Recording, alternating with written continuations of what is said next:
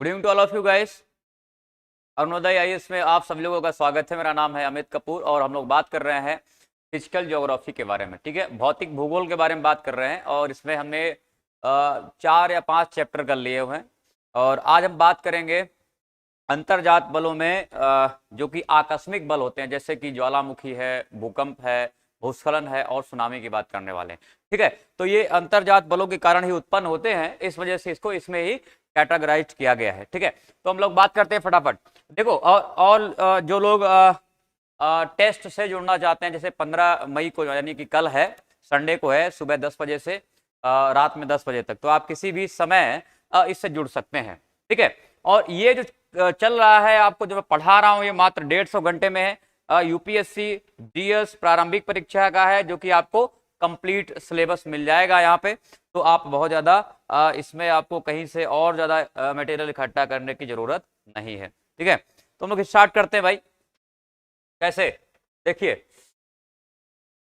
ये सारे मुद्दों पर हमने बात करी हुई, तो इसमें आपको कोई चिंता नहीं करनी चाहिए। जैसे ब्रह्मांड है, ये तमाम सारी चीजें हैं, पृथ्वी की गतियां, ज्वार-भाटा, अक्षांश, देशांतर, पृथ्वी की उत्पत्ति संकल्पनाएं, इन सारे मुद्दों पर हमने बात की हुई है। ठीक है, और आज जो हम लोग जिस मुद्दे पे बात करने वाले हैं वो कुछ अलग ही मुद्दे हैं। देखेंगे, प्लेट विवर्तन की सिद्धांत पे हमने बात करी हुई थी, प्लेट टेक्टोनिक की बात कर ली हुई थी, और आज हमारे पास में जो मुद्दा रहेगा वो है भूकंप एवं सुनामी। ठीक है, तो भाई भूकंप होता क्या है, सबको पता है, पृथ्वी हिलने लगती है और ऐसी अवधारणा को हम लोग क्या बोलते हैं, भूकंप बोलते हैं। एक साफ साफ मतलब आप खुद से अंदाजा लगा सकते हैं। कई लोगों तो महसूस किया होगा, लगभग अब तो सब लोगों ने महसूस कर लिया होगा, क्योंकि कई बार ऐसे छोटे छोटे भूकंप आते रहते हैं भारत में। ठीक है, खासकर आप जो सिस्मिक जोन जो डिवाइड किया जाता है, वहां पे रहने वाले लोग अमूमन जो है भूकंप का अनुभव करते रहते हैं। ठीक है, मोस्ट प्रोबेबली जो है वो अनुभव करते रहते हैं। तो भूकंप की बात करेंगे सबसे पहले, और इसी से जुड़ा हुआ सुनामी है, क्योंकि आप जानते हैं सुनामी कब आता है, समुद्र में कोई बहुत बड़ा भूकंप आता है तो क्या होता है, सुनामी जैसी अवधारणाएं आप कह सकते हैं, सुनामी पैदा होती है। ठीक है, तो इसी से जुड़ा हुआ मुद्दा है सुनामी, भूकंप के साथ ही, तो इस पे हम लोग चर्चा करने वाले। तो सबसे पहला भूकंप। ठीक है, तो जैसा कि आप देख रहे हैं, पृथ्वी के अंतर्जात एवं बहिर्जात बलों के कारण ऊर्जा का निष्कासन होता है, और जिसके कारण तरंगों की उत्पत्ति होती है, जो सभी दिशाओं में फैलकर कंपन उत्पन्न करती है, भूकंप कहा जाता है। ये एक तरह से स्टैंडर्ड परिभाषा है, स्टैंडर्ड डेफिनेशन है, लेकिन हमने कहा पृथ्वी हिल रही है मतलब कंपन हो रहा है, और उसी कंपन को हम लोग क्या बोलते हैं, भूकंप कहते हैं। तो कहा जा रहा है, यहाँ पे आप देखेंगे, ज्योग्राफी की लैंग्वेज में देखेंगे, भूगोल की लैंग्वेज में देखेंगे कि पृथ्वी के अंतर्जात एवं बहिर्जात बलों के कारण ऊर्जा का निष्कासन होता है, जिसके कारण तरंगों की उत्पत्ति होती है और वो सभी दिशाओं में फैलकर कंपन करती है। इसी को हम लोग क्या बोलते हैं, इसी को हम लोग भूकंप कहते हैं। यह प्राकृतिक एवं मानवीय दोनों ही कारणों से उत्पन्न हो सकता है। बात करेंगे हम लोग प्राकृतिक कारणों की और मानवीय कारणों की। ठीक है, तो इन दोनों मुद्दों पे हम लोग चर्चा अभी करने वाले हैं। ठीक है, इन दोनों मुद्दों पे हम लोग चर्चा करने वाले हैं। अब बात करते हैं थोड़ा सा और, यहाँ पे थोड़ा सा और इंट्रोडक्शन हम लोग ले लेंगे, फिर इसके बाद में देखेंगे कि भूकंप के प्रकार कैसे हैं, भूकंप का सिस्मिक जोन को कैसे निर्धारित किया जाता है, इसको मापन की विधियां कौन कौन सी हैं। ठीक है, ये सारे मुद्दे पे हम लोग बात करेंगे, और एक शैडो जोन आता है, भूकंपीय छाया क्षेत्र, उसकी भी हम लोग बात कर लेंगे, और भूकंपी तरंगे कैसा व्यवहार करती हैं, इसके भी बारे में हम लोग चर्चा करेंगे बारी बारी से। ठीक है, तो प्राकृतिक कारणों से, तो आप देखेंगे प्राकृतिक कारणों से ज्वालामुखी क्रिया, विवर्तनिक अस्थिरता, संतुलन स्थापना के प्रयास, वलन एवं भ्रंशन, और आप देखेंगे प्लूटोनिक घटनाएं तथा भूगर्भिक गैसों का फैलाव आदि इसमें शामिल होता है।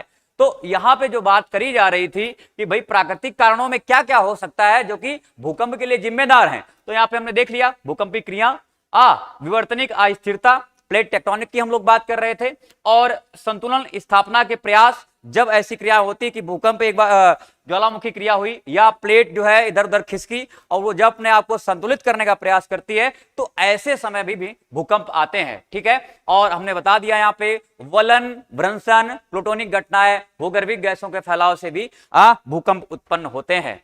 रीड के प्रत्यास्थ पुनश्चलन सिद्धांत, इसको बोल रहे हैं इलास्टिक रीबाउंड थ्योरी के अनुसार वो कहते हैं कि प्रत्येक चट्टान में तनाव सहने की एक क्षमता होती है और इसके पश्चात यदि तनाव बल और अधिक हो जाए तो चट्टान टूट जाती है और टूटा हुआ भाग पुनः अपने स्थान पर वापस आ जाता है और इस प्रकार चट्टान में भ्रंशन की घटनाएं होती हैं और भूकंप आते हैं। ठीक है, तो टूटा और अपने आप को संतुलित करने की जैसी अवस्था में आता है तो आप देखेंगे भूकंप जैसे चीजें होने लगती हैं, अर्थात भूकंप आने लगते हैं। तो ये एक तरह से आपने अवधारणा बनाई हुई है, ये आपने एक तरह से अवधारणा बनाई हुई। ओके, आगे देखें, कृत्रिम या मानव निर्मित भूकंप मानवीय क्रियाओं की अवैज्ञानिकता के परिणाम होते हैं। जैसे कि आप देखेंगे पहाड़ी क्षेत्रों में भूस्खलन होता रहता है। हमने बताया था एक बार कि वहां पे जैसे कि रोड बनाई जाती है तो वहां के जो आप कह सकते हैं जो ठेकेदार होते हैं बहुत वैज्ञानिक तरीका नहीं इस्तेमाल करते हैं पत्थरों को तोड़ने के लिए। ठीक है, तो वहां पे भूस्खलन की भी ऐसी तमाम सारी जिम्मेदार, तो यहाँ पे कहते हैं अवैज्ञानिकता के परिणाम होते हैं।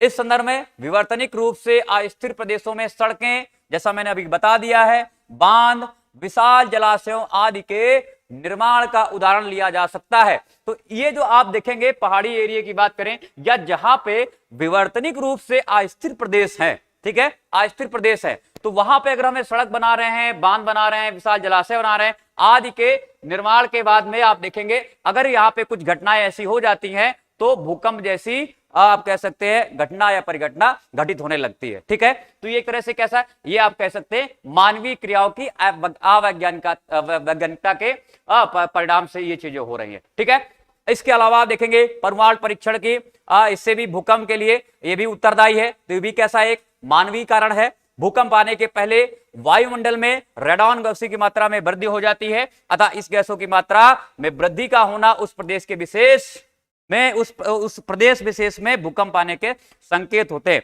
तो एक रेडॉन जो है, ये जो रेडॉन गैस है, अगर इसकी मात्रा में वृद्धि हो रही है तो भी एक संकेत होता है कि हाँ यहाँ पे भूकंप जैसी परिघटनाएं वो हो सकती हैं। ठीक है, तो एक अंदाजा यहां से लगाया जा सकता है। आगे देखेंगे तो पाएंगे कि जिस स्थान से भूकंपीय तरंगें उत्पन्न होती हैं उसे भूकंप मूल या फोकस कहते हैं, तथा जहां सबसे पहले भूकंपीय तरंगों का अनुभव किया जाता है उसे भूकंप केंद्र कहा जाता है। उसे क्या बोला जाता है? इपी सेंटर बोला जाता है। ठीक है, उसे इपी सेंटर बोला जाता है। अब आप ये कह सकते हैं, देखो ये पृथ्वी है, बता रहा हूं यहां पे, जहां ये यहां पे अगर केंद्र है इसका, ये अगर फोकस है, ये अगर फोकस है तो इसके थोड़ी दूरी पे आप चलेंगे, लगभग भूपर्पटी के आसपास कहीं पे आपको इपी सेंटर मिल जाएगा आपको। ठीक है, जिसको हम लोग क्या बोलते हैं? अधिकेंद्र बोलते हैं, अधिकेंद्र बोलते हैं या भूकंप केंद्र बोलते हैं, इसको अधिकेंद्र बोलते हैं। ठीक है, जहां पे भूकंप का अनुभव किया जाने लगता है, जिन भूकंपी तरंगों का अनुभव किया जाने लगता है उसको हम लोग अधिकेंद्र बोलते हैं या इपी सेंटर बोलते हैं, या इपी सेंटर बोलते हैं। बात समझ में आ गई? ये इपी सेंटर होता है। तो ये फोकस जो है आप देखेंगे, फोकस कहां पे है? जिस स्थान से भूकंपी तरंगे उत्पन्न होती, तो यहां से उत्पन्न हो रही होंगी कहीं से, ठीक है, अंदर से, बहुत पृथ्वी के अंदर से, तो इसको हम लोग फोकस बोलते हैं। और जहां पे अनुभव होने लग जाए उसको हम लोग क्या बोलते हैं? एपी सेंटर बोलते हैं। मुद्दा समझ में आ गया होगा आपको। ठीक है, नेक्स्ट देखिए, भूकंप मूल की गहराई के आधार पर भूकंपों को 3 वर्गों में बांटा गया है। तो वो कौन कौन से वर्ग एक बार देख लो। सामान्य भूकंप जो कि 0 से 50 किलोमीटर की गहराई तक आते हैं, उथले होते हैं। ठीक है, उथले भूकंप होते हैं। और मध्यवर्ती भूकंप जो कि 50 से लेके 2500 किलोमीटर 250 किलोमीटर की गहराई तक आते हैं। और गहरे एवं पाताली भूकंप जो कि 250 से लेके 700 किलोमीटर की गहराई तक आते हैं। ठीक है, तो ये 3 भागों में इसको बांटा गया है, एक तरह से आपने देख लिया हुआ है। आगे बात करें कि भूकंप के दौरान कई प्रकार की भूकंपी तरंगें उत्पन्न होती हैं, जहां से आपको यूपीएससी में क्वेश्चन पूछा जा सकता है, उसकी भी हम लोग बात करेंगे। यहीं से क्वेश्चन आपको पूछा जाएगा, तो हम लोग बात करते हैं फटाफट। देख लो भाई कैसे 3 भागों में बांटा गया है। यहां पे हम बात करेंगे सबसे पहले प्राथमिक तरंगें, जिसको प्राइमरी वेव बोलते हैं या लॉन्गिट्यूडनल वेव्स बोलते हैं। ठीक है, लॉन्गिट्यूडनल वेव्स उनको बोला जाता है। तो ध्यान रखेंगे क्या है, हिंदी में देख लो, हिंदी वालों अनुदैर्ध्य बोलते हैं इसको, अनुदैर्ध्य बोलते हैं। ठीक है, अनुदैर्ध्य बोलते हैं। आपके पास में चित्र भी है, इससे आपको ज्यादा आसानी से समझ में आएगा। तो हम लोग बात करते हैं पहले श्रेणी की बात करते हैं, तो क्या है? प्राथमिक तरंग, इन्हें पी तरंगे भी कहा जाता है। ठीक है, प्राइमरी वेव बोला जाता है।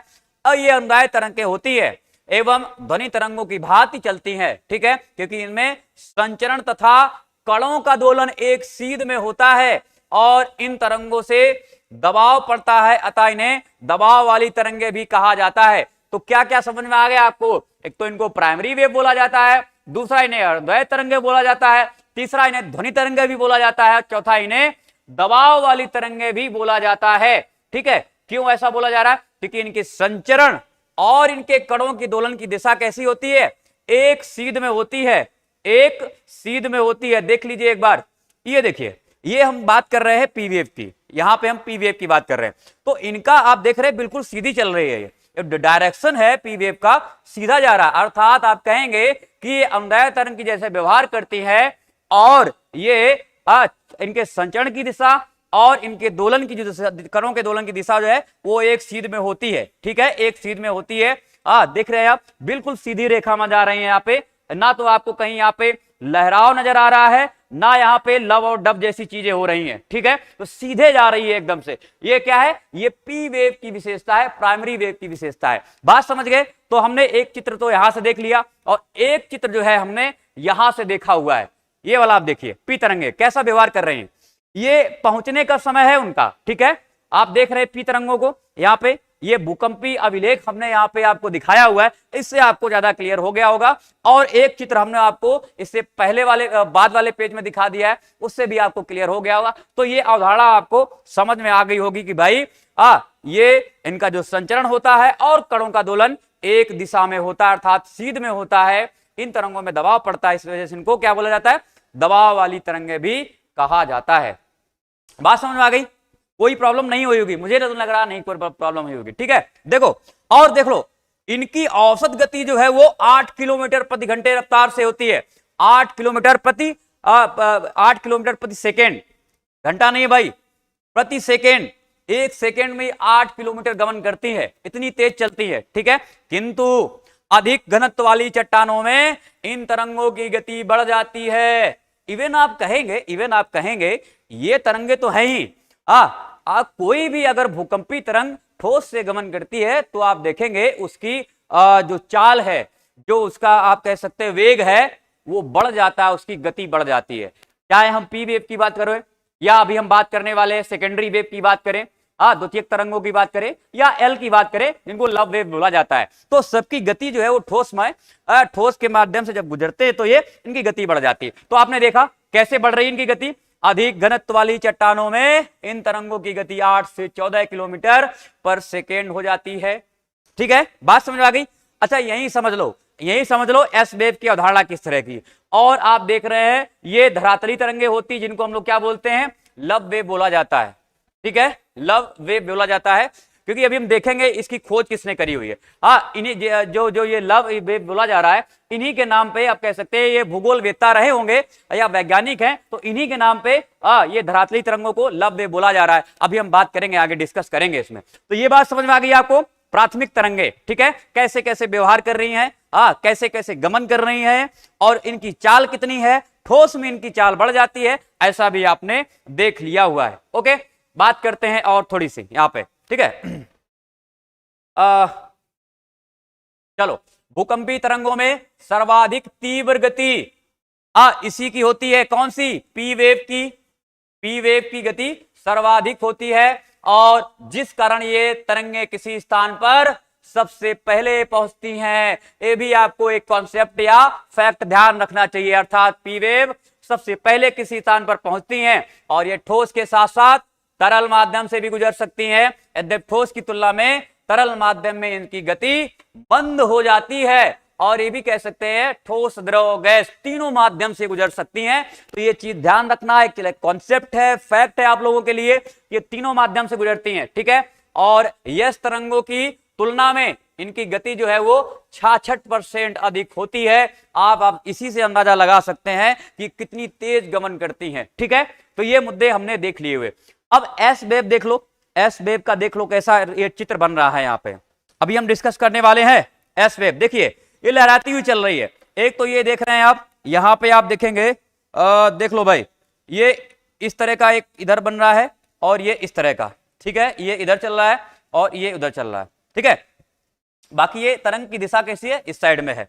तो आप देख रहे हैं इसकी जो संचरण की दिशा है और इसके जो कणों की दोलन की दिशा है, ये कैसा समकोण पर काट रही है एक दूसरे को, 90 डिग्री का कोण बना रहे हैं। बात समझ में आ रही है? एस तरंगों की बात करें तो ये कैसे चल रही है, ऊपर ये नीचे, तो इनके जो संचरण की दिशा है और कणों के दोलन की दिशा है वो कैसा है, 90 डिग्री का कोण बनाने। ये अभी हम कॉन्सेप्ट आपको पीपीटी में भी दिखाने वाले हैं, तो यहां पहले आप समझ लीजिए, इसके बाद हम बैक करके भी देख लेंगे। ठीक है, ये बात समझ में आ गई कैसे गमन कर रही हैं, समकोण पर एक दूसरे को काट रही है, अर्थात संचरण की दिशा और कणों के दोलन की दिशा एस वेव में समकोण बनाती है, अर्थात 90 डिग्री का कोण बनाती हुई चलती हैं। चलो देखते हैं भाई, द्वितीयक तरंगे। ओके, द्वितीयक तरंगे, इनको हम लोग क्या बोलते हैं, अनुप्रस्थ वेव भी बोलते हैं, ट्रांसवर्स वेव बोलते हैं, ट्रांसवर्स वेव बोलते हैं, इन्हें एस तरंगे भी कहा जाता है। ये प्रकाश तरंगों के समान चलती हैं। कैसे चलती हैं, प्रकाश तरंगों के समान।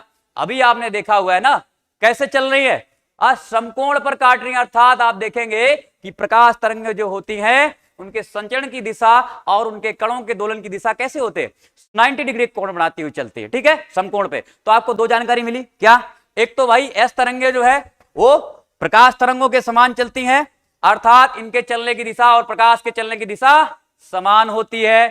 तो आप देखिए इन्हें गौण तरंगे भी बोला जाता है, अर्थात सेकेंडरी वेव भी बोला जाता है, अथवा इन्हें अनुप्रस्थ तरंगे भी कहते हैं। ये केवल ठोस माध्यम से विचरण करती हैं, अर्थात गमन करती हैं, अर्थात चल सकती हैं।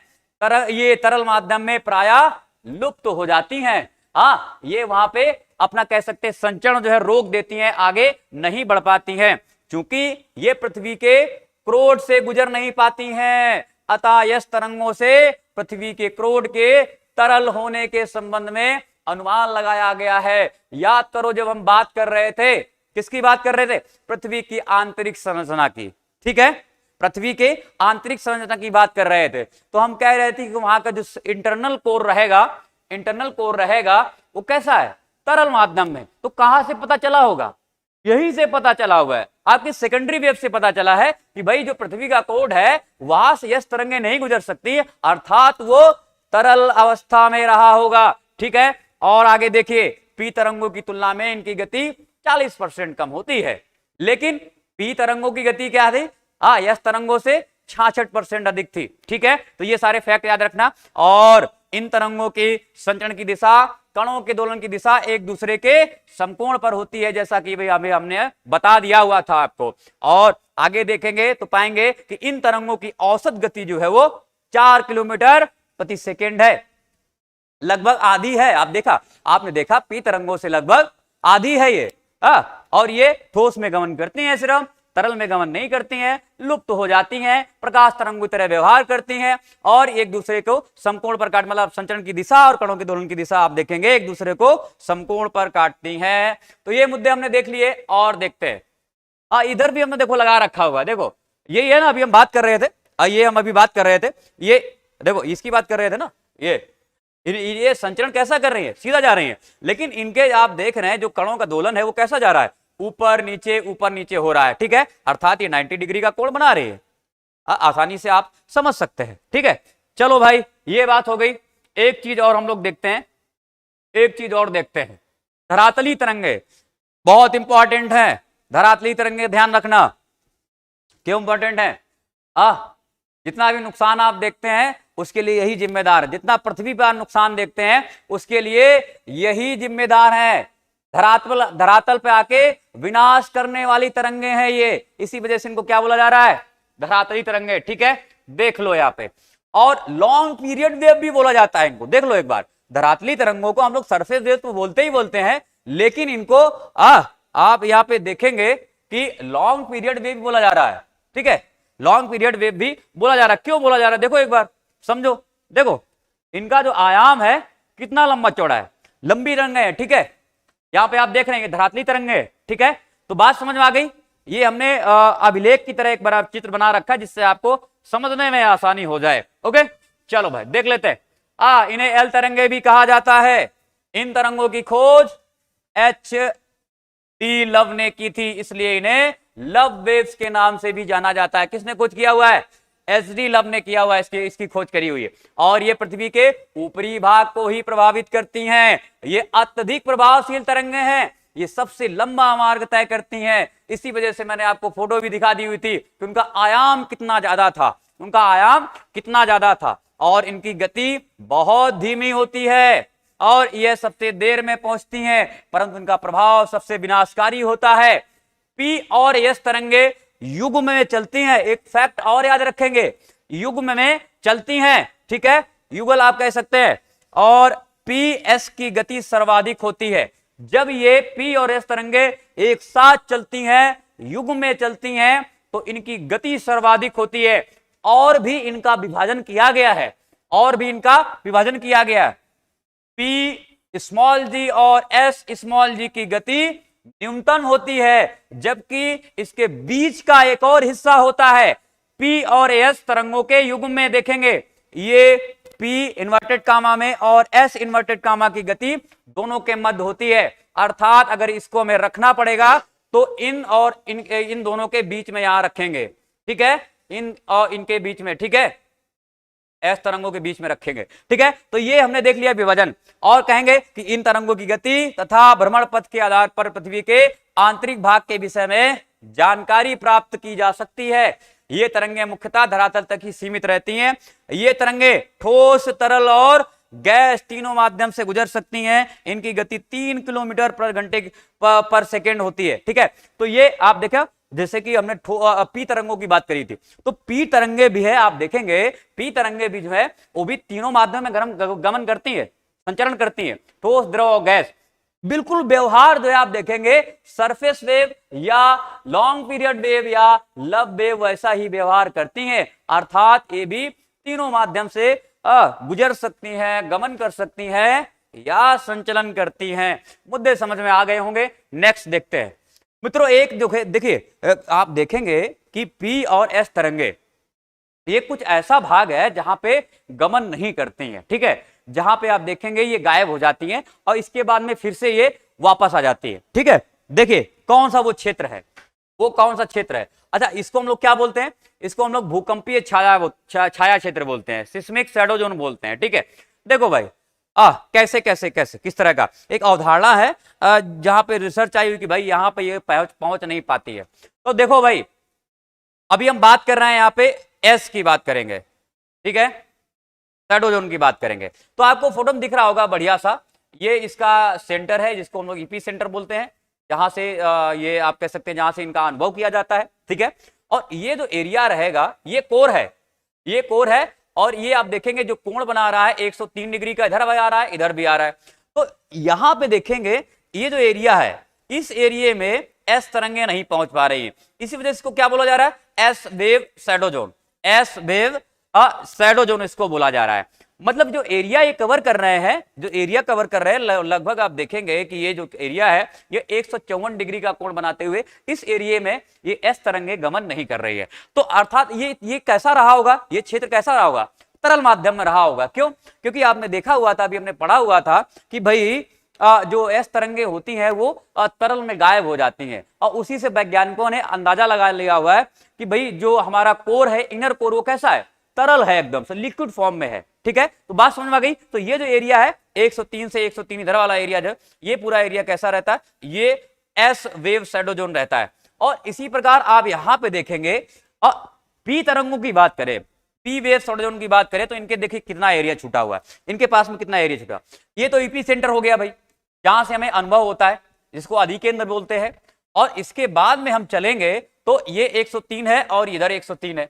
इसके बाद में जो ये एरिया है, नो डायरेक्ट पी वेव वाला एरिया है, नो डायरेक्ट पी वेव्स, यहां पे पी तरंगों का अनुभव ही नहीं किया जाता है।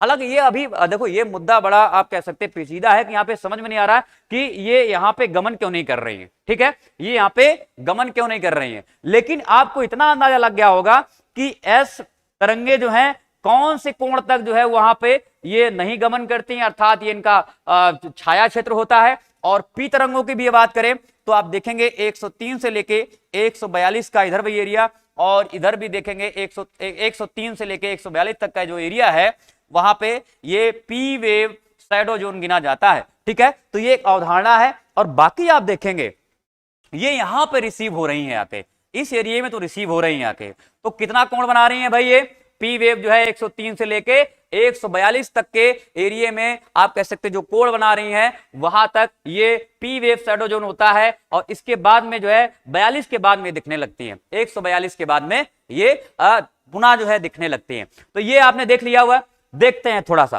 तो आपने चित्र देख लिया हुआ, समझ लिया है, कोई प्रॉब्लम नहीं है। कौन कौन जुड़ा हुआ है,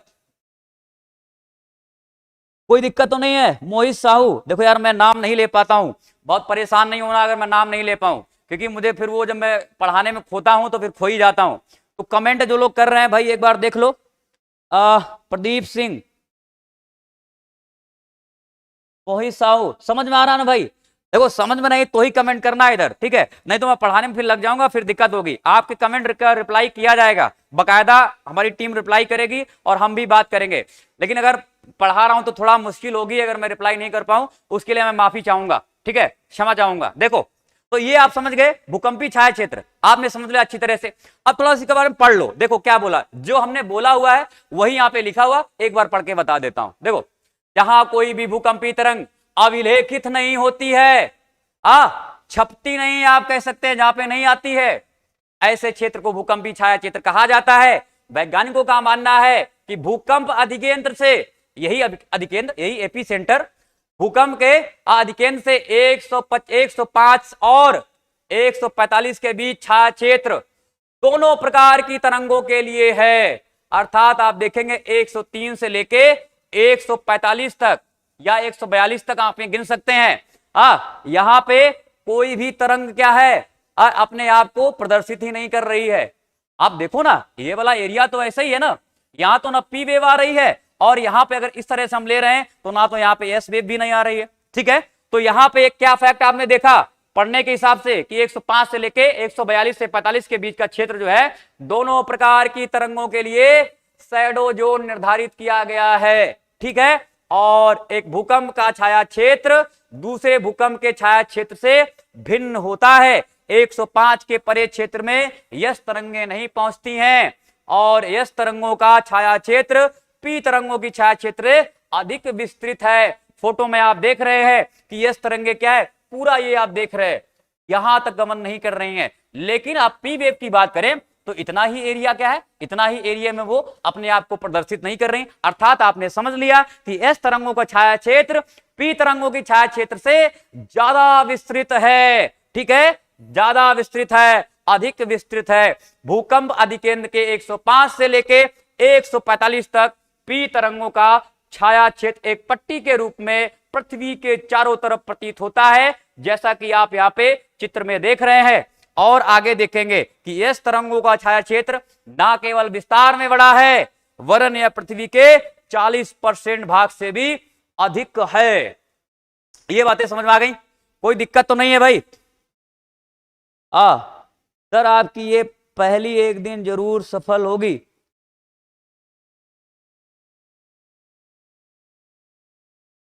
अब यही देखो, इंडिया इज था बेस्ट। भाई कोशिश तो यही हमारी कि 150 घंटे में आप सब लोगों को इतना मटेरियल मिल जाए जो कि लोग 18 महीने में देते हैं। 150 घंटे में आपको इतना मटेरियल मिल जाए कि जो एक 18 महीने 15 महीने में देते। मेरी कोशिश यही है, बस आप लोग इसको क्या निरंतर जारी रखिए। मैं तो निरंतर जारी रह रहा हूं, आप लोग भी इसको जुड़े रहिए इससे। ठीक है, तो बात समझ में आ गई भूकंपी छाया क्षेत्र। चलो भाई आगे देखते हैं। कुछ चीजें और भी यहाँ पे हम देख लेते हैं। जिन संवेदनशील यंत्रों द्वारा भूकंपी तरंगों की तीव्रता मापी जाती है उन्हें भूकंप लेखी या सिस्मोग्राफ कहते हैं। भूकंप लेखी या सिस्मोग्राफ कहते हैं। देख लो भाई, 3 तरह के स्केल दिए गए हैं यहाँ पे, 3 स्केल हैं, अर्थात 3 मापक हैं। मापक देखो, रॉसी-फेरल स्केल, इसकी माप जो है 1 से 11 रखी गई है। कौन कौन से हैं 3 देख लो एक बार फटाफट, पूछे जा सकते हैं स्टेट पीसीएस वालों, वनडे एग्जाम वालों।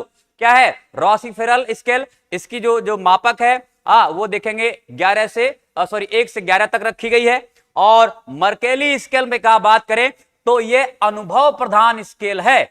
इसका कोई अभी आप कह सकते हैं सूत्र या कोई वैज्ञानिक ढांचा डेवलप नहीं किया गया है। कैसे किया गया है?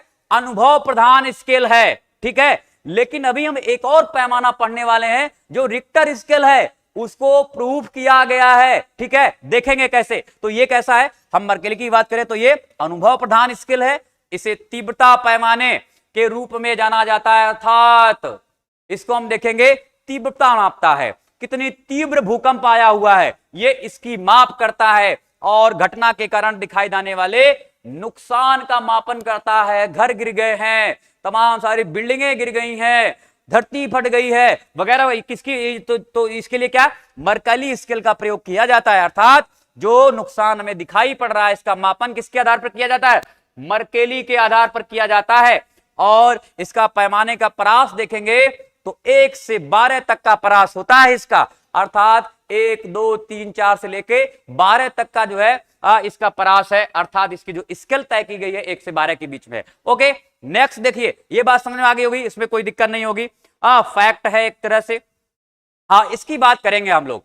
रिक्टर स्केल बड़ा पैमाना है और इसके बारे में हम लोग चर्चा करने वाले हैं। यह गणितीय मापक है जिसकी तीव्रता 0 से 10 तक होती है। रिक्टर स्केल पर प्रत्येक अगली इकाई पिछली इकाई की तुलना में 10 गुना अधिक तीव्रता रखती है, ठीक है। मतलब यहां पे आप देखेंगे 0 से 1 के बीच करें तो 1 से 10, मतलब आप देखेंगे अगर कोई पहली इकाई है, आप अगली इकाई की बात करें तो अगली इकाई मतलब जो 2 आने वाली है और ये 1 है, तो ये 2 जो आएगी 1 से 10 गुना ज्यादा भयंकर होगी, इसका कहने का तात्पर्य है, अर्थात 10 गुना अधिक तीव्रता रखती है। परिमाण पैमाने मैग्नीट्यूड स्केल के रूप में मापा जाता है। इसे कैसे मापा जाता है, इसके मैग्नीट्यूड स्केल के रूप में मापा जाता है। और भूकंप के दौरान, पॉइंट को नोट करके पढ़ेंगे यहां पे कि भूकंप के दौरान उत्पन्न ऊर्जा का मापन किया जाता है इससे। भूकंप के दौरान उत्पन्न ऊर्जा का मापन किया जाता है किससे, रिक्टर स्केल से। हालांकि 2 से कम तथा 10 से अधिक रिक्टर तीव्रता के भूकंप का मापन संभव नहीं है। अगर कोई क्वेश्चन या स्टेटमेंट आपसे कोई एग्जाम में पूछ दिया जाए कि क्या आपको लगता है 2 से कम या 10 से अधिक रिक्टर तीव्रता के भूकंप का मापन संभव है, मना कर देना, उसको गलत कर देना, नहीं संभव है, ठीक है। समान भूकंपी तीव्रता वाले स्थानों को मिलाने वाली रेखा को समभूकंपी रेखा या भूकंप समाघात रेखा कहते हैं, और एक ही समय पर आने वाले भूकंपी क्षेत्र को मिलाने वाली रेखा इसको हम लोग क्या बोलते हैं, होमोसीस्मल लाइन बोलते हैं। क्या बोलते हैं, होमोसीस्मल लाइन बोलते हैं इसको। अर्थात ये देखो, ये भारत है, इसका मतलब समझ लो, नहीं तो कंफ्यूज कर जाओगे। ये भारत है, ये अफगान है, अफगानिस्तान है। अगर यहाँ पे 10 बजे भूकंप आया है और यहाँ पे भी 10 बजे भूकंप आया, तो इन दोनों को इन दोनों रेखाओं को इन दोनों क्षेत्रों को मिलाने वाली जो रेखा है, ये क्षेत्रों को मिलाने वाली जो रेखा है, इसको क्या बोला जा रहा है, होमोसीस्मल लाइन बोला जा रहा है। होमोसीस्मल लाइन बोला जा रहा है, ठीक है। बात समझ में आ गई। तो ये आपने देख लिया रिक्टर स्केल किस तरह काम करता है, और आपने देखा हुआ है रॉसी फेरल किस तरह से काम करता है, उसका पैमाना क्या है, और आपने देख लिया मर्केली स्केल की बात हमने कर ली है, उसके बारे में हमने चर्चा कर ली हुई है, ठीक है। कोई प्रॉब्लम तो नहीं है भाई, कोई प्रॉब्लम तो नहीं है। अरे बात समझ में आ गई होगी, कोई दिक्कत तो नहीं इसमें। चलो अब और चीजें देख लेते हैं फटाफट। तो ये जितने भी थे ये पीटी पॉइंट ऑफ व्यू से, अच्छा हम जो पीटी पॉइंट ऑफ व्यू से लिख रहे हैं, जो हम लोग पीटी पॉइंट ऑफ व्यू से लिख रहे हैं, उसको हम लोग क्या लिखते हैं, उसको हम लोग बीएमआई लिखते हैं, उसको हम लोग बीएमआई लिखते हैं। क्यों लिखते हैं भाई, भयंकर मोस्ट इंपॉर्टेंट। भयंकर मतलब ये आपसे पूछा जा सकता है, मतलब संभावना बहुत अधिक है। देखो यूपीएससी में कंफर्म नहीं किया जा सकता है, संभावनाओं में भी हमने भयंकर मोस्ट इंपॉर्टेंट चीज निकाल के रखी हुई है आपके कि ये पूछा जा सकता है, ठीक है। तो इसको ध्यान रखेंगे। ओके चलो नेक्स्ट देखते हैं, हम लोग बात करेंगे भूकंपों का वैश्विक वितरण। देख लो एक बार। इसमें हमने कुछ फोटो लगा के रखा हुआ है, इमेज लगा के रखी हुई है, जिससे आपको क्लियर हो जाएगा, बहुत इसमें आपको टफ नहीं लगेगा। देखो विश्व के भूकंपों का विश्व के भूकंपों का वितरण उन्हीं क्षेत्रों से संबंधित है जो भूगर्भिक रूप से अपेक्षाकृत कमजोर तथा अव्यवस्थित है। अव्यवस्थित भी है, कमजोर भी है। कहां पे ऐसा हो सकता है, प्लेट टेक्टोनिक प्लेट विवर्तन की, जहां पे आप कह सकते हैं जहां पे चट्टानें अपने आप को व्यवस्थित कर रही हैं, वहीं पे ऐसे जोन हो सकते हैं। देख लेते हैं फटाफट कौन से ऐसे जोन है, ठीक है। भूकंप के ऐसे क्षेत्र मोटे तौर पर दो विवर्तनिकी घटनाओं से संबंधित होते हैं।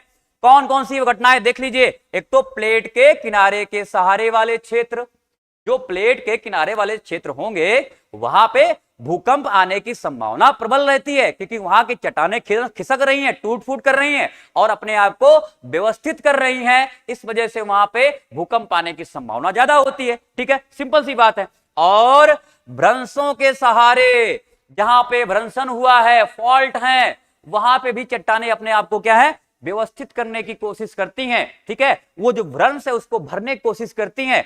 कैसे? ताप और दाब, अत्यधिक दबाव के कारण, वहां पे अंतर्जात बलों के कारण। हम लोग क्या पढ़ रहे हैं? अंतर्जात बल पढ़ रहे हैं। उसी में तो भूकंप, सुनामी और ज्वालामुखी है भाई। ठीक है, तो इस वजह से आप देखेंगे कि भ्रंश के सहारे भी भूकंप आते रहते हैं। तो ये घटना हमने पढ़ ली, कोई दिक्कत तो नहीं है भाई? चलो, तो सारी चीजें हम लोग डिस्कस करते चलना है। उत्पत्ति के कारकों के आधार पर भूकंपों का वर्गीकरण देख लो, कैसे कैसे बांटा गया है। उत्पत्ति के आधार पर कैसे कैसे बांटा गया है। Classification of earthquake based on originating factors, देख लो कहां कहां उनका आधार, उत्पत्ति के कारकों के आधार पर भूकंपों का वर्गीकरण। तो अच्छा, दो ही तरह के हमने बताए हुए हैं, दो तरह के बताए हुए हैं ना। एक तो प्राकृतिक बताया हुआ है और एक कृत्रिम बताया हुआ है। कृत्रिम मतलब मानव जनित, कृत्रिम मतलब मानव जनित। देखो, तो प्राकृतिक की बात करें, प्राकृतिक कारणों से उत्पन्न होने वाले भूकंपों को प्राकृतिक भूकंप कहते हैं। इनकी उत्पत्ति भूपटल को प्रभावित करने वाले अंतर्जात बलों से होती है। प्राकृतिक भूकंप को 4 उपवर्गों में बांटा गया है। कौन कौन से हैं फटाफट देख लेते हैं। संतुलन मूलक भूकंप, ठीक है, संतुलन मूलक भूकंप, जब कभी भूपृष्ठ के संतुलन में अव्यवस्था होती है तो भूगर्भिक शक्तियां सक्रिय हो जाती हैं और वलन पर्वतों के निर्माण के साथ साथ भूकंप भी आते हैं। हिंदुकुश में आप देखेंगे 1949 में आया भूकंप इसी प्रकार का था, अर्थात भूपृष्ठ के संतुलन में अव्यवस्था फैल गई थी और इसी कारण आप देखेंगे यहां पे कुछ भूगर्भिक शक्तियां सक्रिय हो गई थी। वलन पर्वतों के निर्माण के साथ साथ भूकंप आए हुए थे। बड़ा ही भयंकर भूकंप था। आप जब इतिहास पढ़ेंगे इसके बारे में कि कितना आप कह सकते हैं प्रलयकारी भूकंप था ये। तो ये संतुलन मूलक भूकंप कैसा है? ये प्राकृतिक भूकंप है। नेक्स्ट देखेंगे ज्वालामुखी भूकंप। ज्वालामुखी उद्गार के समय भूपृष्ठ में कंपन होता है और भूकंप आता है। विश्व के अधिकांश भूकंप ज्वालामुखी प्रभावित क्षेत्रों में ही आते हैं। आप देखेंगे जितने भी भूकंप आएंगे, लगभग अधिकांश जितने भी भूकंप आएंगे सब कैसे होंगे? भूकंपीय प्रभावित क्षेत्रों में आए, सॉरी ज्वालामुखी प्रभावित क्षेत्रों में आएंगे। ज्वालामुखी प्रभावित क्षेत्रों में आएंगे, जैसे कि क्राकाटोआ और कटमई, एटना आदि ज्वालामुखी भूकंपों के उदाहरण है। अच्छा, आप लोग इस बात के लिए परेशान नहीं होना कि मैं अभी ज्वालामुखी क्यों नहीं पढ़ा रहा हूं भाई। इसके बाद हम लोग यही कराने वाले हैं। मुख्य ज्वालामुखी, सुषुप्त ज्वालामुखी, जागृत ज्वालामुखी, ज्वालामुखी के प्रकार, ज्वालामुखी से बनने वाली स्थलाकृतियां, अंदर बनने वाली स्थलाकृतियां, बाहर बनने वाली स्थलाकृतियां, सब कुछ पढ़ाने वाला हूं। ठीक है, चिंता नहीं करना। ठीक है, फोटो के साथ में, विद इमेज के साथ में, जिससे आपको समझ में जल्दी आ जाए और कंफ्यूजन ना हो। ठीक है, तो हम इसके पढ़ाने वाले हैं भूकंप के बाद में ज्वालामुखी। ठीक है, तो ज्वालामुखी भूकंप ये इससे भी निर्मित हो, इससे भी भूकंप आते हैं। ठीक है, और हम बात करेंगे तो वितलनीय भूकंप। वितलनीय भूकंप देख लीजिए कैसे होते हैं।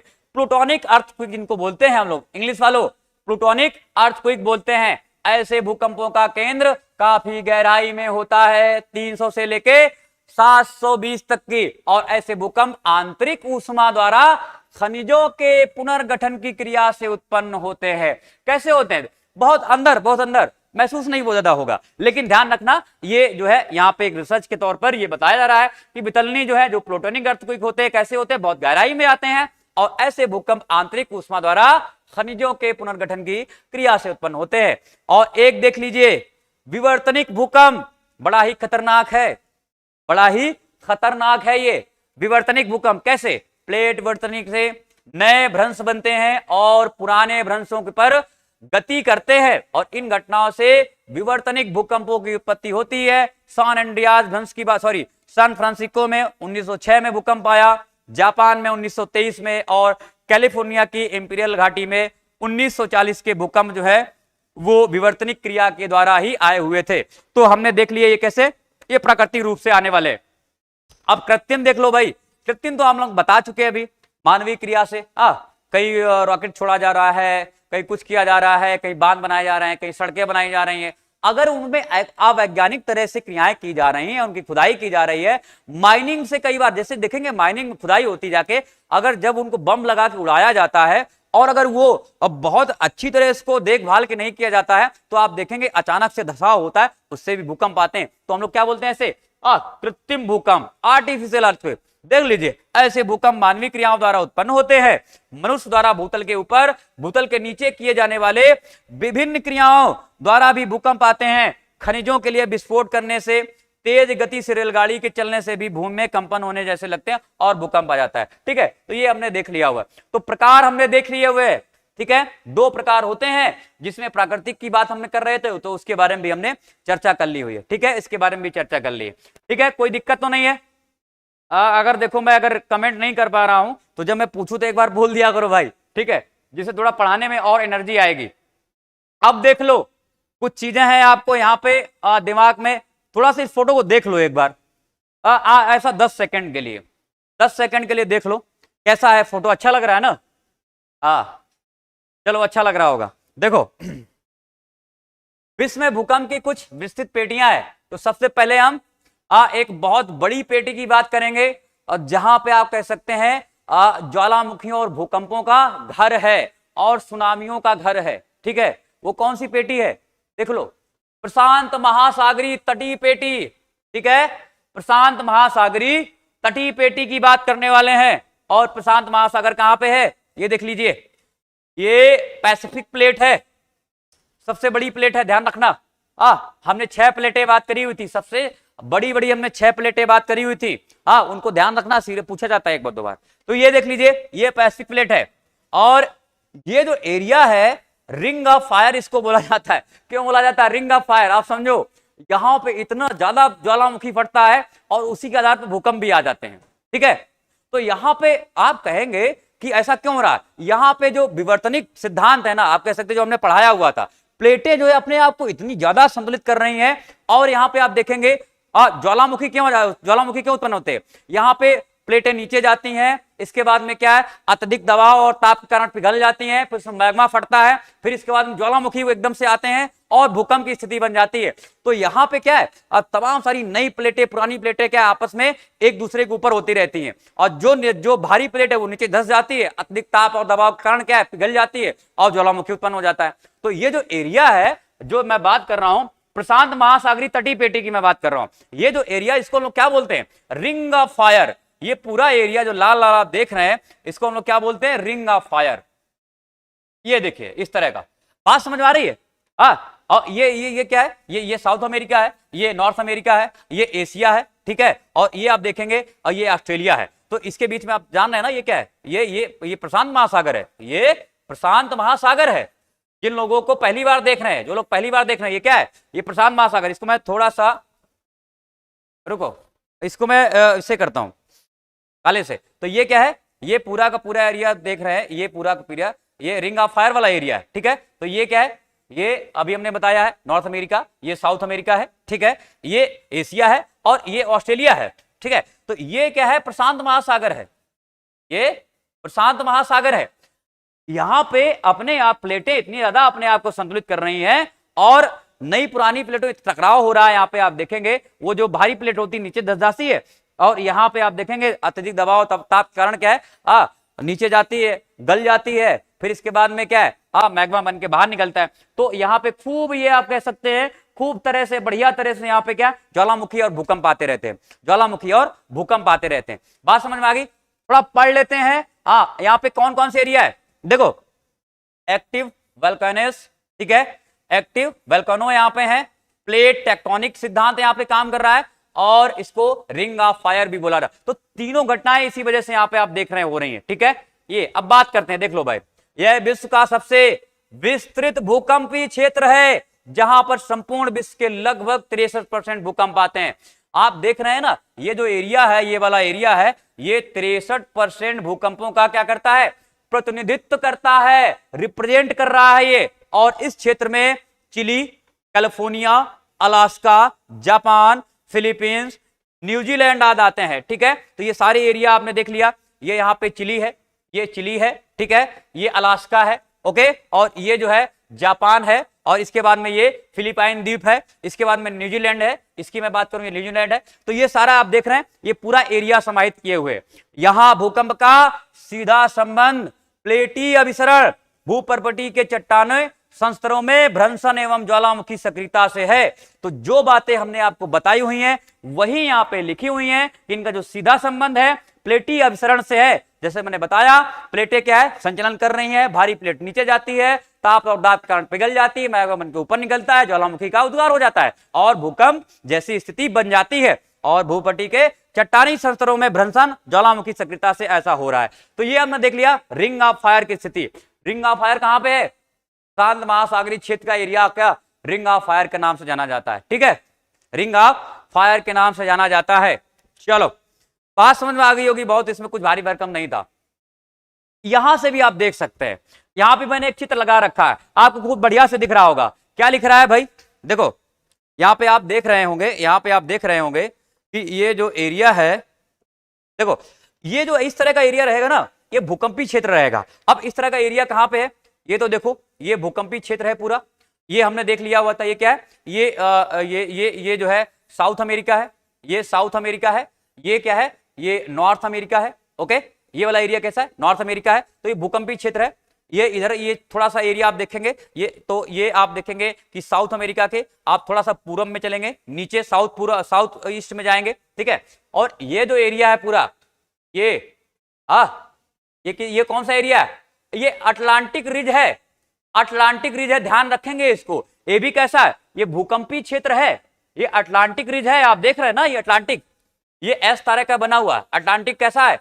एस अंग्रेजी अक्षर के एस के समान है। ठीक है, तो ये यहां पे भी कैसा है? ये भूकंपी क्षेत्र है। और ये जो एरिया है, ये जो हम बात करते हैं कि यहां पे ये आप कहेंगे यहां पे अफ्रीका। ठीक है, ये अफ्रीकन कंट्रीज, ये अफ्रीका है। तो इसके ऊपर वाला जो एरिया देखेंगे, यहां वाला, ये आप कह सकते हैं यूरोप, और ये अफ्रीका को मिलाने वाला ये क्या है? यूरोप है, ये यूरोप है। इसको मिलाने वाला जो आप कह सकते हैं जो बीच का एरिया है, जो बीच का एरिया है, इवन भारत को यहां पे भी देखो समाहित किया गया है। भारत, ये जो एरिया है एक तरह से पूरा का पूरा कैसा है? फॉल्ट है, पूरा का पूरा भ्रंश है। ये ध्यान रखना, ये पूरा का फॉल्ट है। और यहां पे भी भूकंपी क्षेत्र आते हैं, भूकंपी जोन है। और ये जो आप देख रहे हैं, ये भ्रंश क्षेत्र की बात करें, भ्रंश क्षेत्र की बात करें तो यहां पे जो भी आपको इस तरह का एरिया मिलेगा, जैसे ये भ्रंश है। ठीक है, ये देखिए यहां पे भ्रंश है। तो ये भ्रंश कैसा बना हुआ है? ये भ्रंश आप देख रहे हैं कैसा बना हुआ है? ये किसके किसके बीच में? ये कैरेबियन प्रायद्वीप जो है ना, यहाँ पे कैरेबियन प्रायद्वीप है, वो एरिया आप देखेंगे, उसके पश्चिमी वाला एरिया है। ये पूरा का पूरा भ्रंश क्षेत्र है, अर्थात फॉल्ट है। और ज्वालामुखी कहां पे? आप देख लीजिए, तो ज्वालामुखी उद्गार, ये जितने भी आपको काले डॉट मिलेंगे, देखिए ये वाला एरिया यहां पे आप देखेंगे, ये ठीक है, ये सोमालियन प्रायद्वीप यहां पे आप बात करेंगे। ठीक है, और ये भारत वाला एरिया देख लीजिए, यहाँ पे भी ज्वालामुखी क्षेत्र है ये, और ये पूरा का पूरा एरिया। अरे इधर अगर आ जाएंगे, इधर अगर हम आ गए इधर इस क्षेत्र में, तो ये तो हमने रिंग ऑफ फायर ही देख लिया था, ये रिंग ऑफ फायर ही हमने देख लिया हुआ था। ठीक है, तो ये पूरा का एरिया देखिए, यहाँ पे एरिया ये कैसा? ये ज्वालामुखी ज्वालामुखी ज्वालामुखी, यहाँ पे ज्वालामुखी, ये सब ज्वालामुखी, ये सारा का सारा जो है ज्वालामुखी क्षेत्र है। ठीक है, तो ये सारे डॉट हमने देख लिया। तो भूकंप एवं ज्वालामुखी का विश्व वितरण हमने देख लिया हुआ है, भ्रंश क्षेत्र हमने देख लिया हुआ है। चीजें समझ में आ गई होंगी, कोई प्रॉब्लम होगी नहीं आपको। ठीक है, तो आपको एक मोटा मोटी आइडिया लिख लिया। अच्छा, जो लोग आप देश नहीं समझ पा रहे हो या कॉन्टिनेंट नहीं समझ पा रहे हो, बता दे रहा हूं। देखो, ये ऑस्ट्रेलिया है, ये ऑस्ट्रेलिया है। ठीक है, ये का पूरा पूरा आप देखेंगे यहां से। अच्छा, जो एशिया जो है वो यूरोप में भी आता है, और एशिया में तो आता ही है एशिया उसको। ठीक है, तो इसको ध्यान रखेंगे यहाँ पे। सॉरी, रसिया किस में आता है? वो एशिया में भी आता है और यूरोप में भी आता है। तो ये हम लोग एशिया गिन लेंगे। ठीक है, ये एशिया है, ये अपना भारत है, अपना भारत महान, अपना भारत महान। इधर ये छोटा सा एरिया यहाँ पे न्यूजीलैंड है, ये न्यूजीलैंड है। ठीक है, ये अफ्रीका हमने बता ही दिया हुआ था, ये यूरोप हमने बता दिया है, ये नॉर्थ अमेरिका है, और ये साउथ अमेरिका है। ठीक है, और इधर क्या है? ये अंटार्कटिका रहेगा, आपका अंटार्कटिका रहेगा। ये आर्कटिक सागर है ऊपर वाला एरिया। ठीक है, बात समझ आ गई? पूरा मैप इतना नहीं पढ़ाऊंगा, आगे देखो फटाफट तमाम सारे काम करने हैं। तो ये चीज आपको समझ में आ गई पूरी। ठीक है, देखो, चलो आगे देखते हैं। अब एक और पेटी है, एक और पेटी हमारे पास में है जहां पे भी भूकंप आते हैं, ज्वालामुखी आते हैं। देख लो भाई, वो कौन सा एरिया है? ये है मध्य महाद्वीपीय पेटी, मिड कॉन्टिनेंटल बेल्ट। कहां पे कहीं कुछ दिख रही है आपको? ये तो हमने देख लिया है, ये तो रिंग ऑफ फायर वाला एरिया था। ये है भाई, ये है, देख लो, मिड अटलांटिक रिज, ये वाला एरिया, ये का पूरा, ठीक है। तो ये मिड अटलांटिक है और ये कॉन्टिनेंट वाला एरिया है, ये कॉन्टिनेंट वाला है, मिड कॉन्टिनेंटल बेल्ट। यही तो हम लोग पढ़ने वाले हैं। हाँ, यही तो पढ़ने वाले हैं, देखो यही पढ़ने वाले हैं हम लोग। और इसमें भारत भी है, जिसको हम लोग क्या बोल रहे थे अभी तक, मिड कॉन्टिनेंटल बेल्ट। इसमें देखो किस तरह के भूकंप आते हैं, देख लीजिए एक बार। इस पेटी में विश्व के 21% भूकंप आते हैं और ये प्लेटीय अभिसरण का क्षेत्र है, जहां इसमें आने वाले अधिकांश भूकंप संतुलन मूलक अथवा भ्रंश मूलक होते हैं। तो हमने बताया था, आपको बताया था अभी पिछली बार कि भाई ये भ्रंश वाला एरिया है। ये कैसा एरिया है? ये भ्रंशन की वजह से ऐसा डेवलपमेंट हुआ है। यहाँ पे ये कैसा है? फॉल्ट है एक तरह से, ये एक तरह से फॉल्ट है यहाँ पे, ठीक है। तो ये कैसे आते हैं, किस वजह से आ रहे हैं? अधिकांश भूकंप संतुलन मूलक तथा भ्रंश मूलक हैं, अर्थात भ्रंश हुए हैं और वहां पे संतुलन की प्रक्रिया अभी जारी है। इस वजह से यहाँ पे आप देखेंगे अधिकांश भूकंप आ रहे हैं। बात समझ में आ गई? अधिकांश भूकंप आ रहे हैं। और यह पट्टी केप वर्डे से आरंभ होकर अटलांटिक महासागर, अटलांटिक महासागर, भूमध्य सागर को पार कर आल्प्स, काकेकस, हिमालय जैसी नवीन पर्वत श्रेणियों से होते हुए दक्षिण की ओर मुड़ जाता है और दक्षिण पूर्वी द्वीपों में जाकर प्रशांत महासागरीय पेटी में मिल जाता है। आप देख रहे हैं किस तरह से चल रहा है ये केप वर्डे से लेके यहां पे है ये केप ऑफ गुड होप जिसको बोला जाता है, ठीक है। केप ऑफ गुड होप जिसको बोला जाता है, यहां से चलेगा इस तरह से, ऐसे ऐसे चलते हुए ये पूरा का पूरा किधर आ जाएगा? इधर तक आ जाएगा, ठीक है। ये ऐसे पार कर जाएगा और ये इस तरह से आ जाएगा, ठीक है। तो कहां से स्टार्ट हो रहा है? और ये आप देख रहे हैं अटलांटिक आप महासागर, फिर भूमध्य सागर, ये वाला जो एरिया, ये भूमध्य सागर वाला एरिया है, ठीक है। इसको पार करते हुए फिर वो आल्प्स पर्वत, फिर इसके बाद में काकेकस, हिमालय पर्वत जैसी नवीन पर्वत श्रेणियों से होते हुए दक्षिण की ओर मुड़ जाता है, ठीक है। तो एक आपको हमने आइडिया बता दिया है किस तरह से ये जो है भूकंपी जोन, यहाँ पे लिख रहा है मेजर अर्थक्वेक जोन, हमने देख लिए हुए। भारत का भूकंप क्षेत्र इसी पेटी के अंतर्गत सम्मिलित किया जाता है। ये देखो हमने बता दिया था अभी, यही है ना, ये भारत है ना, ये वाला, ठीक है। तो किस में आ रहा है? मिड कॉन्टिनेंटल बेल्ट में आ रहा है, ठीक है। मिड कॉन्टिनेंटल बेल्ट में भारत को समाहित किया गया है। कोई इसमें कोई कंफ्यूजन तो नहीं होना चाहिए। वैसे हमने फोटो से बता दिया आपको कैसे कैसे काम हो रहा है, कोई दिक्कत तो नहीं है भाई, कोई दिक्कत तो नहीं है? तमाम सारे लोग देख रहे हो। अफ्रीका, लाल सागर, रसियन, अच्छा रसियन को अमेरिका का कौन सी जल संधि अलग करती? अभी जल संधियां पढ़ाने वाले हैं ना, जल संधियां अभी पढ़ाने वाले हैं अभी। अब बादशाह, बॉस, संजय, अभी हम लोग पढ़ाने वाले हैं। चिंता नहीं करो, चिंता नहीं करो, हम लोग पढ़ाने वाले हैं, ठीक है। चलो तो ये बातें समझ में आ गई। नेक्स्ट देखो हम लोग बात करेंगे अभी मध्य अटलांटिक पेटी। जैसा कि अभी हमने बता दिया, ये कौन सी है? मिड अटलांटिक रिज है ये, मिड अटलांटिक रिज ये है, ठीक है। कोई दिक्कत तो नहीं है? दिख रही है साफ साफ? देखो भाई, ये मध्य अटलांटिक कटक में स्पिट्सबर्जन से आइसलैंड उत्तर से लेकर बोवेट द्वीप तक है विस्तृत। ध्यान रखना, इस स्टेटमेंट को ध्यान रखना, इस स्टेटमेंट को इस वजह से ध्यान रखना क्योंकि इसको मैं पीटी पॉइंट ऑफ व्यू से इंपॉर्टेंट मानता हूं। कहां से है? स्पिट्सबर्जन से लेके आइसलैंड उत्तर से लेकर कहां पे? ये बोवेट द्वीप दक्षिण तक की फैली हुई है। तो यहां से कहीं से देखो, यहां से कुछ फैली हुई है ऐसे, और ये यहां तक आती है ऐसे, ठीक है। तो कहां से? उत्तर से देखो, कहां से? आइसलैंड, ये हमारा आइसलैंड पड़ता है, ये वाला एरिया आइसलैंड है, ठीक है। कोई दिक्कत तो नहीं है? और कहां तक आएगी? ये बोवेट द्वीप दक्षिण तक आती है। कौन सी पेटी है ये? मध्य अटलांटिक पेटी है ये, मिड अटलांटिक रिज है और इसमें सर्वाधिक भूकंप भूमध्य रेखा के आसपास पाए जाते हैं। सामान्यतः इस पेटी में कम तीव्रता वाले भूकंप आते हैं एवं इनका संबंध प्लेटों के अपसरण एवं रूपांतरण से रूपांतरित भ्रंशों से होता है। मतलब यहाँ पे बहुत कम एरिया ऐसा है और देखेंगे जैसा कि इसमें बोल रहा है कि भूमध्य रेखा के आसपास कहीं आते हैं। अगर हम यहां से ले चले, देखो ये भूमध्य रेखा, ठीक है, तो कहा जा रहा है कि कहीं यहां पे आएंगे भूकंप, इसी के आसपास कहीं आते हैं। ये 0 डिग्री है ना, अच्छा हमने सब बता दिया है, आपको 0 डिग्री बता दिया हुआ है। देशांतर अक्षांश के बारे में हमने बढ़िया से चर्चा की हुई है पिछली क्लासेस में, ठीक है, तो कंफ्यूज नहीं करना कि कहां से लाइन कहां खींच रहे हो। तो भाई यही है, यही 0 डिग्री है, ठीक है, यही 0 डिग्री है। ओके, तो यहां पे कहीं आसपास जो है वो ऐसे आप कह सकते हैं यहाँ पे भूकंप आते हैं, ठीक है। तो ये हमने देख लिया। तो मध्य अटलांटिक पेटी के बारे में हमने बातें कर ली हुई, ठीक है। अन्य क्षेत्र की बात करें, तमाम सारे क्षेत्र हैं यहाँ पे, देख लो एक बार फटाफट, तमाम सारे क्षेत्र हैं यहाँ पे। कैसे? इसमें पूर्वी अफ्रीका की लंबी भूभ्रंश घाटी, अदन की खाड़ी से अरब सागर तक क्षेत्र तथा हिंद महासागर की भूकंपी पेटी जो है वो सम्मिलित की जाती है। तो ये पूर्वी अफ्रीका की बात कर रहे हैं, यहां से कहीं से आएगा, ये जो वाला जो एरिया है यहां की बात कर रहे हैं। तो यहां से ये शुरू होता है और एक भ्रंश के साथ साथ चलते हुए ये अदन की खाड़ी से अरब सागर तक का क्षेत्र है, ठीक है।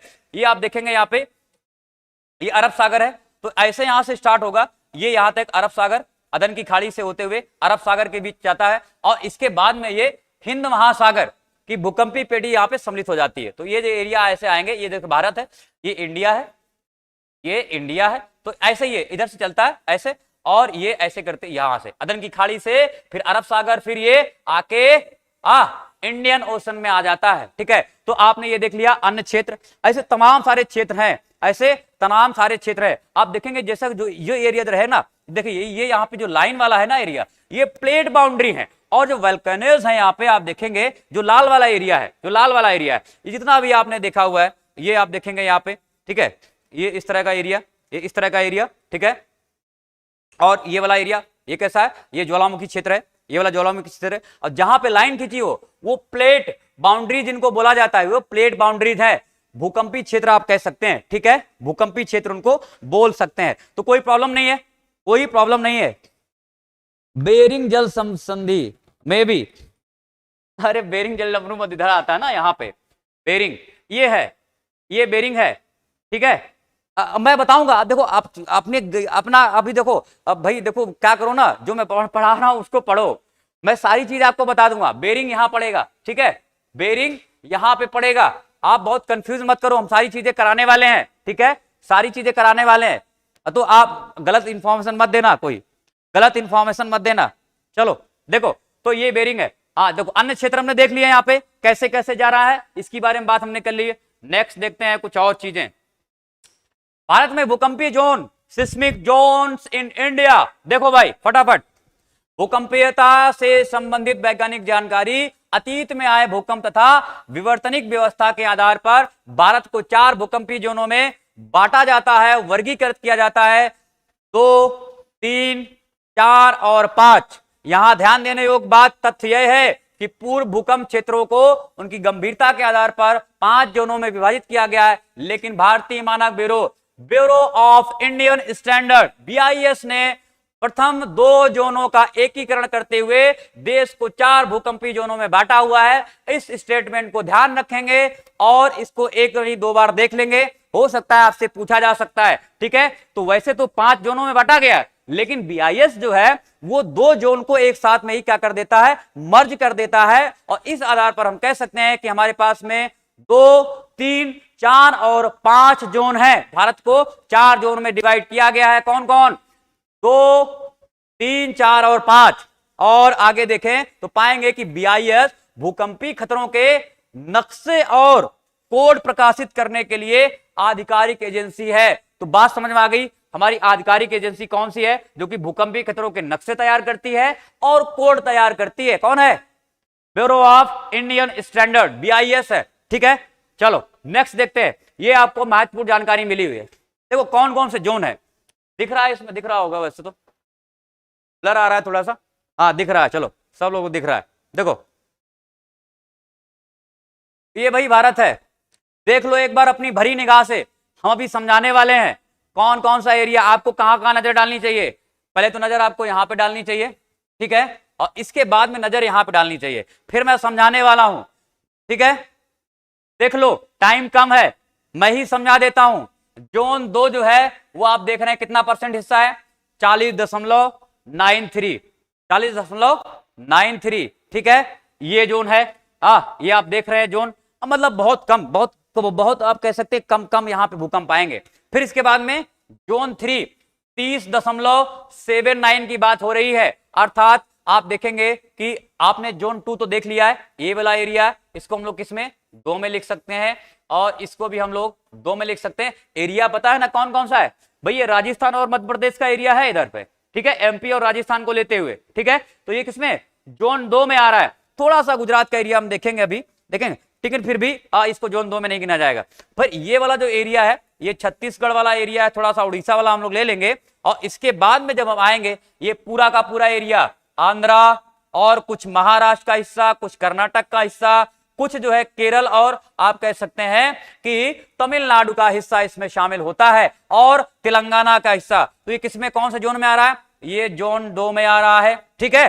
ध्यान रखना मैं जो बता रहा हूं, सुनते जाना, केवल सुनते जाना, ठीक है। इसके बाद में जोन 3 की बात करूं मैं, तो ये जो पूरा पीला पीला एरिया है, इसको हम किसमें गिनेंगे, ये वाला पूरा एरिया, ये कहां से स्टार्ट हो रहा है, आप देख रहे हैं यहाँ पे राजस्थान के श्री गंगानगर से होते हुए इधर यूपी, और इसके बाद में थोड़ा बिहार का एरिया, उड़ीसा, पश्चिम बंगाल, और यहाँ पे जो थोड़ी सी पट्टी है इसमें आपको छत्तीसगढ़ भी मिल जाएगा, इसमें आपको एमपी भी मिल जाएगा, इसमें आपको महाराष्ट्र का भी एरिया मिल जाएगा, और ये एरिया आप देखेंगे पूरा का पूरा कर्नाटक भी इसमें शामिल है, और इसमें तमिलनाडु का भी एरिया भी है, और इसमें क्या है आप देखेंगे आंध्र प्रदेश का भी एरिया है, और केरला का भी एरिया है, लक्षद्वीप भी इसमें शामिल है। अर्थात जोन 3 कितना एरिया ये कंज्यूम कर रहा है, आप देख रहे हैं ये जो है 30.79, ठीक है।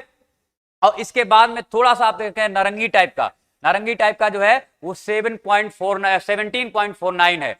तो ये पूरा एरिया आप देखेंगे, ये वाला एरिया हमारा पूरा जम्मू कश्मीर का एरिया है, और इसके बाद में पंजाब है, फिर इसके बाद में हिमाचल है, उत्तराखंड है, और उत्तर प्रदेश है, फिर इसके बाद में बिहार का एरिया है, और आप देखेंगे सिक्किम का एरिया है, कुछ थोड़ा बहुत पश्चिम बंगाल का भी एरिया इसमें आ जाता है, और ये आप बात करें यहाँ पे तो गुजरात का भी एरिया आ जाता है, कच्छ और भड़ौच का एरिया भी यहाँ पे थोड़ा सा आप देख रहे हैं वो जोन 4 में आता है। लेकिन जो बहुत भयंकर है, देख लीजिए जोन 5 की मैं बात करूं तो ये पूरा का पूरा हमारा नॉर्थ ईस्ट, और इसके बाद में ये बात करें तो हमारा बिहार का अपर एरिया, जो कि आप कह सकते हैं कि नेपाल हिमालय से मिलता है जाके वो एरिया, और इसके बाद में ये उत्तराखंड का एरिया, और थोड़ा सा आप देखेंगे पंजाब और हिमालय का जो जोन है, यहां से हिमाचल का जो जोन है, आप कह सकते हैं बाउंड्री है, वहां पे भी कौन सा जोन गिना जाता है, ये 5वां जोन है। अर्थात भयंकर भूकंप आते हैं यहाँ पे, संभावना ऐसी है। और ये देखना यहाँ पे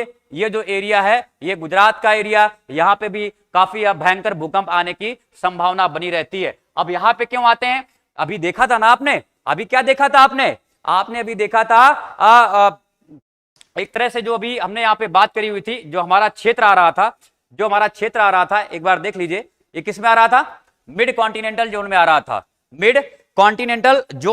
था, ठीक है। इसी वजह से आप देखेंगे ये जो एरिया है ये किस में आ रहा था, ये मिड कॉन्टिनेंटल बेल्ट में आ रहा था। मिड कॉन्टिनेंटल बेल्ट में आने की वजह से आप देखेंगे यहाँ पे कि ये जो एरिया फंसा हुआ है यहाँ पे इसी वजह से है, ठीक है। ये किस में आ रहा है, मिड कॉन्टिनेंटल जोन में आ रहा है, ठीक है। ये वाला एरिया और इधर वाला एरिया, ठीक है। तो इस वजह से यहाँ पे आप ये मत सोचना कि भाई ये वाला एरिया क्यों आ गया है, चौथे में क्यों, 5वें में क्यों आ गया, इसी वजह से आ गया, ठीक है। इसी वजह से आ गया क्योंकि ये मिड कॉन्टिनेंटल बेल्ट में शामिल किया जाता है, क्योंकि पूरे भारत को ही मिड कॉन्टिनेंटल बेल्ट में शामिल किया जाता है। तो उसमें यह संभावना होती है कि स्तर 5 का भी भूकंप आ सकता है, ठीक है। तो बातें समझ में आ गई। तो ये मैप है, आप देखेंगे कि about 59% of the land area of India is liable to seismic hazard damage, ठीक है। तो इसके बारे में जानकारी है, ये आप देख लेंगे। तो 5वें नंबर पे वेरी हाई रिस्क जोन है, area liable to sinking, intensity of 10 से लेके इससे 9 से लेके ज्यादा तक आ सकता है। जो ये एरिया है, ये जो एरिया बताया जा रहा है यहाँ पे, ये वाला यहाँ पे बोल रहा है कि भाई 9 से ज्यादा आ सकता है, 9 से जो तीव्रता है उसकी 9 से ज्यादा आ सकती है, 9 से ज्यादा, ठीक है। और इसमें देखेंगे जोन 4 की बात करें तो हाई रिस्क जोन है, इसकी इंटेंसिटी कितनी है, 8 के लगभग है। इसकी इंटेंसिटी जो है इसकी बात करूं, इसकी कितनी है, लगभग 8 के करीब है। ठीक है, हाँ, जो तीव्रता है वो 8 रिक्टर पे मापी जा सकती है। और जोन 3 की बात करें तो मॉडरेट रिस्क है यहाँ पे, और ये जोन इंटेंसिटी आप देखेंगे कितना है, 7 है। ये वाला जो एरिया है ये 7 में आता है, ये 7 में आ रहा है। ठीक है, और जोन 2 की बात करें तो लो रिस्क है यहाँ पे, ये जो है आप देखेंगे कि 6 और इससे कम का आता है। जो ये एरिया है आप देखेंगे इसमें 6 के करीब या इससे नीचे आएगा। ठीक है, तो ये बात समझ में आ गई कैसे कैसे भूकंप जो है वो भारत में आ रहे हैं, और किस तरह से आप देख रहे हैं कि जोन हमने डिवाइड कर दिए है। अब आप जब भी आप पढ़ेंगे, हालांकि देखो इसमें लिख भी रहा है, ये इतना अच्छा चित्र है, ये 2 लिख रहा है, ये 2 लिख रहा है, ये 3 लिख रहा है, और ये देख रहे हैं आप 4 लिख रहा है, ये 5 लिख रहा है, ये 5 लिख रहा है, और ये 5 लिख रहा है। ठीक है, तो ये आपने देख लिया। अब अगर कोई आपसे पूछे भूकंप जोन भारत में डिवाइड करो, कैसे, कितनी इंटेंसिटी के आते हैं, आप फटाक से कर देंगे, कोई दिक्कत नहीं होगी। ठीक है, तो इतनी अच्छी तरह से हमने इसको समझा दिया है। ठीक है, तो कोई प्रॉब्लम नहीं होनी चाहिए। चलो भाई, ये बातें समझ में आ गई। नेक्स्ट देखते हैं, सुनामी। क्या सुनामी आज ही करी जाए? सुनामी आज ही करी जाए क्या? देखो एक लंबा टॉपिक होने वाला है सुनामी में भी।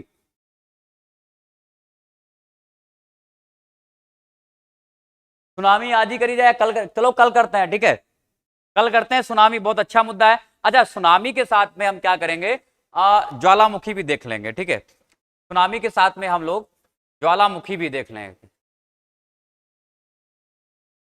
कल जो हम लोग 2 बात करेंगे, सुनामी के साथ में ज्वालामुखी। ओके, चलो भाई, कौन कौन ऐड है?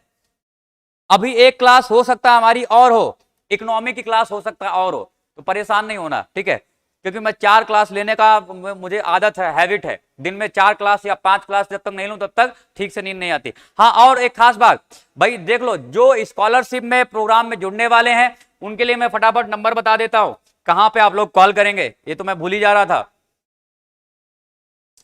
ये देखो, ये टेलीग्राम ग्रुप है, ये Telegram Arunodaya IAS official Telegram group है, और ये कॉन्टेक्ट नंबर है। मित्रों, यहां पे आपको बहुत फायदा हो सकता है। देख लो, एक तो ऑफलाइन बैच आपको मिल जाएगा, बढ़िया कंटेंट मिल जाएगा, और अच्छी फैकल्टी होगी जो आपको बढ़िया से पढ़ाएगी। फ्री तो तमाम लोग कराते हैं, ध्यान रखना वो सारा गड़बड़ होता है, और ज्यादा फ्री की आदत भी मत डालो। लेकिन अगर आप यहाँ पे अपना काम करने आ रहे हैं तो अच्छी तरह से करिए। आपको यहाँ पे पूरी की पूरी 20 लोगों को फ्री में पढ़ाया जाएगा, टॉप 20 वालों को। तो इस पे क्या रजिस्टर करेंगे, इससे फोन कर लीजिए, मैम जो है फोन रिसीव करेंगे, आपको बताएंगे प्रोसीजर कैसे हो रहा है। दोनों नंबर है, इस पे आप फोन कर सकते हैं, बातचीत कर सकते हैं। चलो ठीक है, टेक केयर, बाय बाय। आप लोग पढ़